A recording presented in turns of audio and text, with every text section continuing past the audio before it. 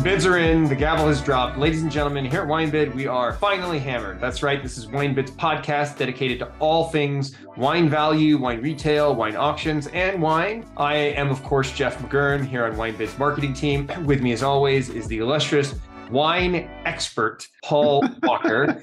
That's right, he's an expert of wine. Paul, welcome back this week to the show. We're going to talk about the amazing wine coming into auction. In particular, we're going to start off with a wine in the United States. There's actually one that I want to start off with if we're starting in California here. 2006 liter of Opus One. 2000.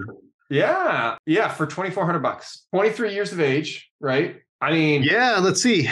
I think I did see that actually. I didn't know it was from 2000. Yeah, no, I flagged that. That looks like that's a great party bottle. And you know, that was an underappreciated vintage. I think 98 and 2000, both for California, were challenging in their own ways. But 2000 got, I think, kind of a bad rap. And there's some really, really great wines. And, you know, big format like that, that's a perfect party bottle to open now, however many, 23 years later. Yeah, if you know anyone who's turning 23 this year. That'd be a nice present. It'd be a really, really nice present for anyone who's turning 23. It's $300 a bottle, and I don't think that's ridiculous for No, I mean, yeah, considering, right? You know, it's, God, I don't even know what it goes for at the winery now, but I'm sure a 6-liter from the winery would be 10 grand or something.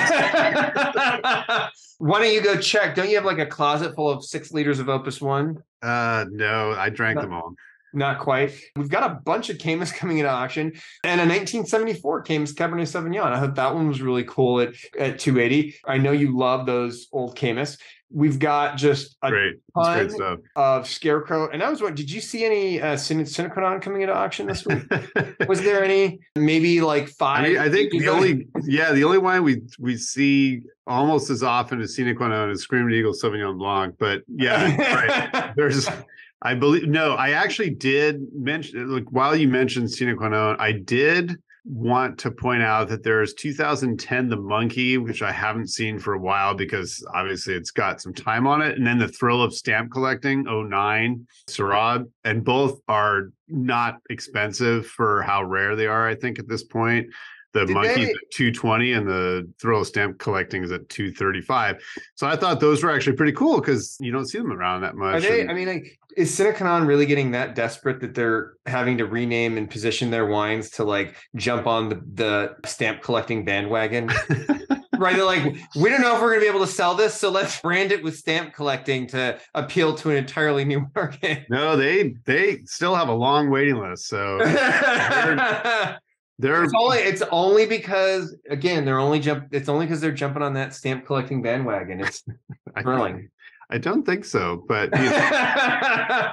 As a marketer, I can tell you for sure that's what's going on.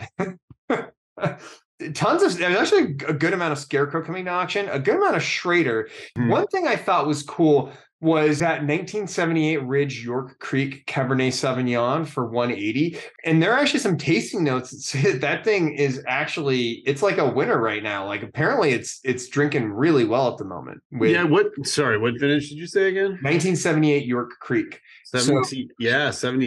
It's 45. Great gift for somebody, you know, who's turning 45 this year. my brother is turning 45 this year. Maybe I'll grab him a bottle of that. But tasting notes are giving it some solid reviews. I know you're not a big fan of Ridge, right? No, it's good. I love that stuff. Are you kidding? This is also from Spring Mountain. So don't forget, it's not Santa Cruz Mountains. So it's the Montebello would be also for 78 would be a heck of a lot more than the York Creek Cab. But Spring Mountain Cab from 78, it was a phenomenal vintage in Napa. So yeah, that's a, you know, quite collectible and rare bottling from Ridge that costs, frankly, a fraction of the Montebello from a vintage like 78. So that's a great find. And it's got a 5-star Michael Brabant review, which probably from 1980.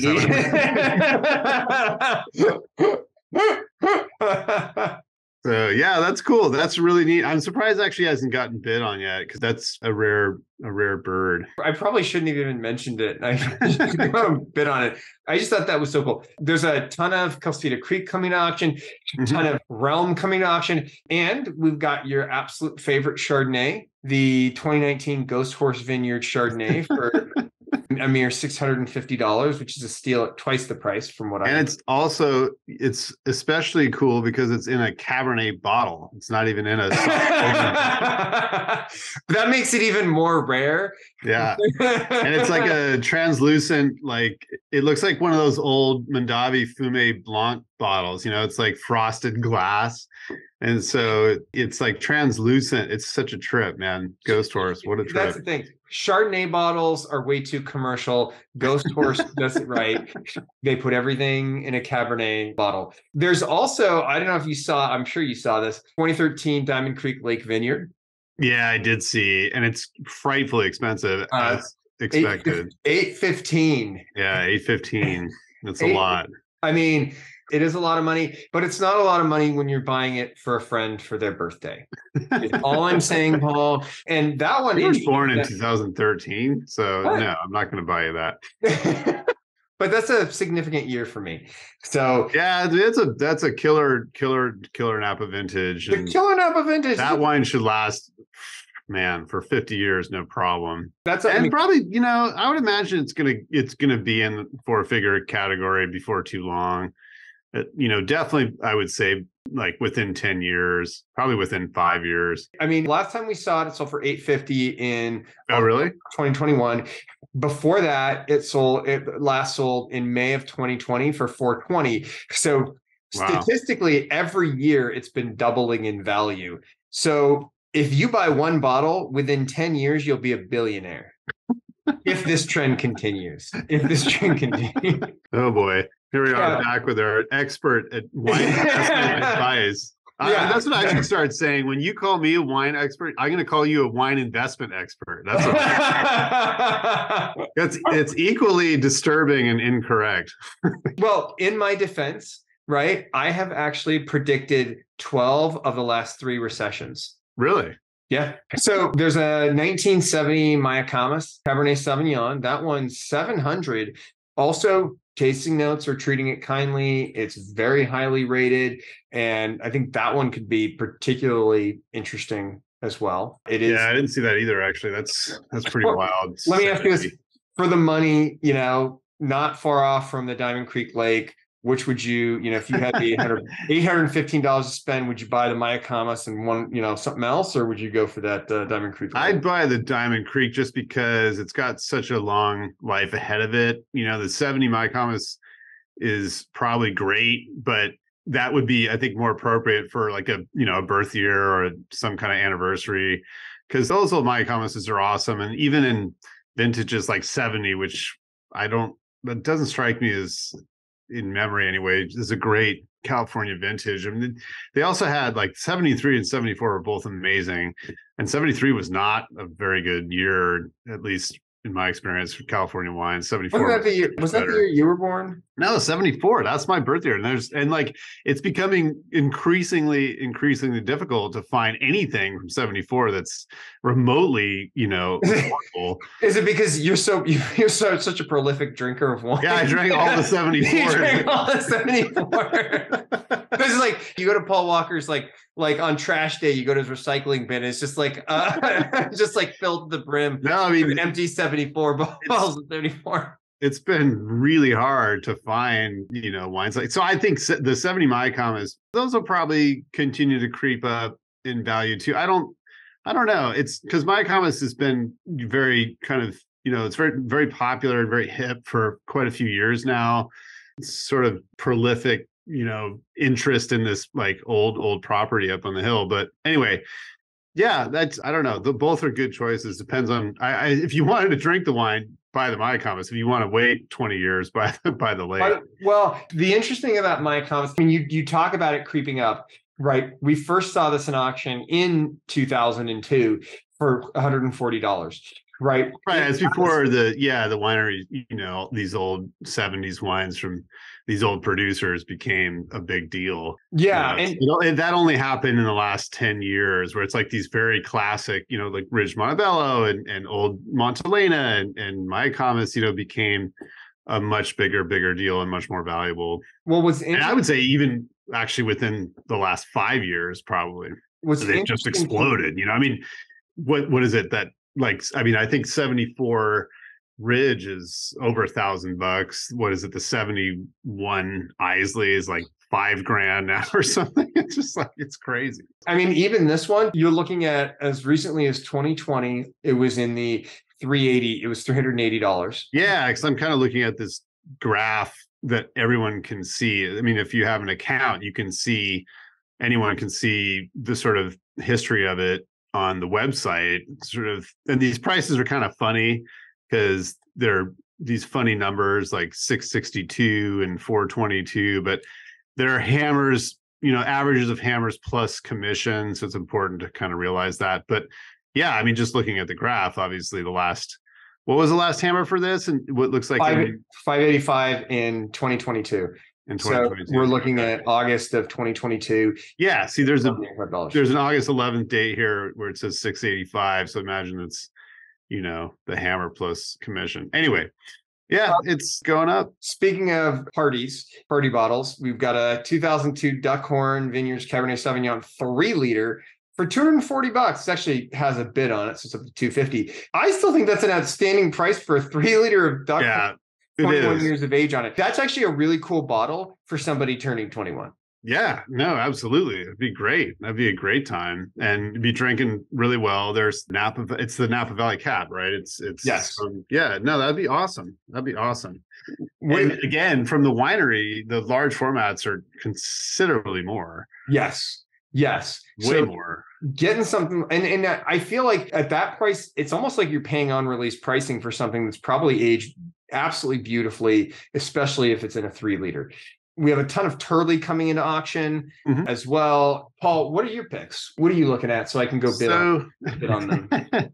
Yeah, so let's see. I'll try and be relatively concise here if I can. I won't list everything because there's a lot, but there's a bunch of beta wine. These always have been, or I should say have recently been very interesting to me. Keaton Modi is the winemaker and proprietor of the label.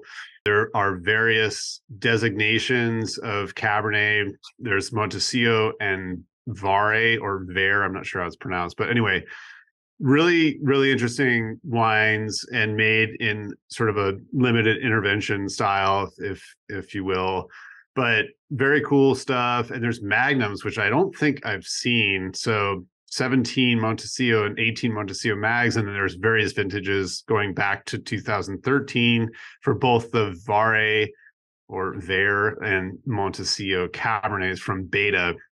So those were really cool. There's also mags of 14 and 17 Vare. And then let's see, there's a bottle or 2 bottles actually of 2016 Bryant Cabernet Franc, which is very rare. I don't think they've produced this wine in more than 1 or 2 vintages. I thought 16 was the only vintage, but I could be wrong. It's very expensive. It's $1,000, but it's not something that you will find every day or on your local wine store shelf, because it's Bryant's been one of those sort of benchmark cult wineries since the 90s. The 94, I think Helen Turley made the 94, and it was incredible. And their wines have been very sought after ever since. But the Cabernet Franc I've never seen before, so that was cool. There's a couple mags actually of David Arthur. Speaking of Pritchard Hill, there's a couple mags of David Arthur 1147 Cabernet from 2004, and the mags are 210, which I thought was a great deal because that's their flagship wine, or at least it was, I think, for quite a while. And it's very expensive. And so the mags for 210, I thought that was a good deal for 04.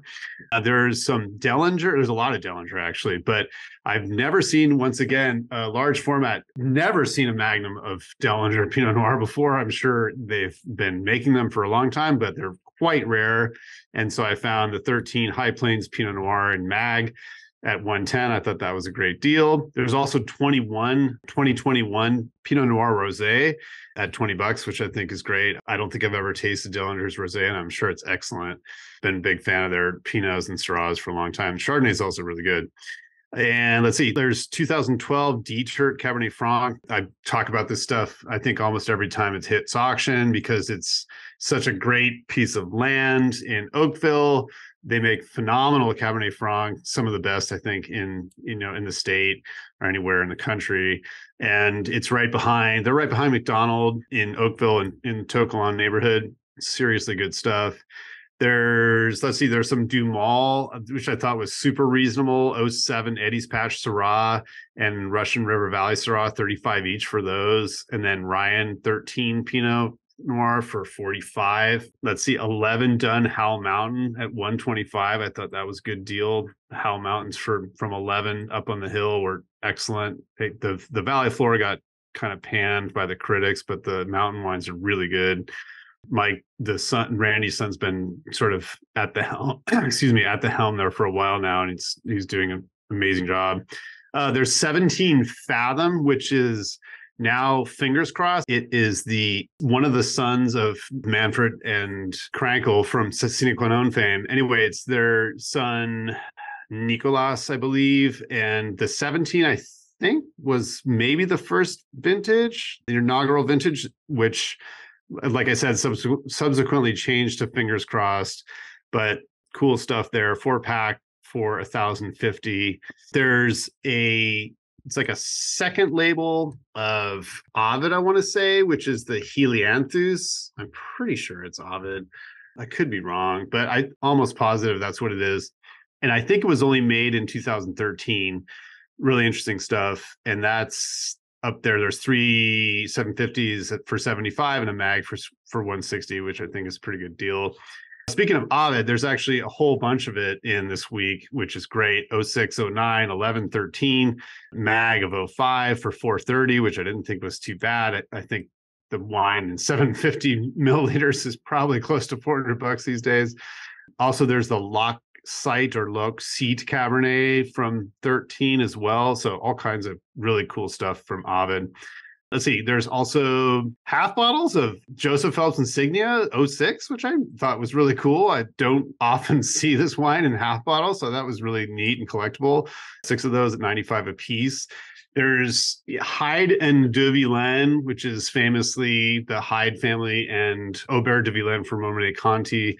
Their partner project I think the winery is it's in right outside of town of Napa, but there's a Vine Hill Ranch Cabernet from 2013 in for 130, and I thought that was pretty cool. Didn't even know that de Villaine HDV made a Vine Hill Ranch cab, so that was neat. Cap Chandy Andre Magnums, there's 4 of the 09s for $70, which I think is a steal. It's kind of like Cap Chandy's I want to say younger vines are sort of entry-level Cabernet blend, but still really tasty.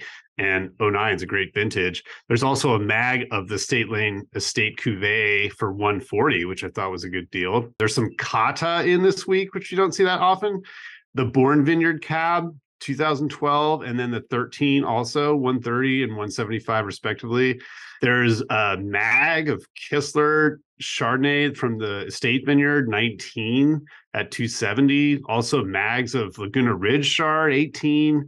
And 13 Sonoma Coast Pinot Noir, which again, these like interesting rare format, large, mags or whatever of all these wineries that you don't see that often. Martinelli, same thing. I flagged mags of Blue Slide Ridge 13 for 160, and also the GNL, the Giuseppe and Luisa Zinfandel from 15.